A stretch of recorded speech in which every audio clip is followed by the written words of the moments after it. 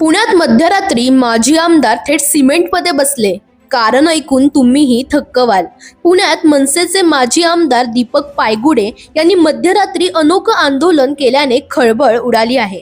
माहितीनुसार फुलगाव परिसरात एका शैक्षणिक संस्थेच्या मालकीच्या जागेवर परवानगी न घेता रस्त्याचे सिमेंट काँक्रिटीकरण सुरू करण्यात आले होते. याची माहिती मिळताच दीपक पायगुडे तातडीने घटनास्थळी पोहोचले आणि सुरू असलेल्या सिमेंटच्या कामातच जाऊन बसत आंदोलन सुरू केलं. हे ठिकाण लोकसेवा शैक्षणिक संकुल या संस्थेच्या मालकीचं असून येथे नेताजी सुभाषचंद्र बोस सैनिकी शाळा चालवली जाते.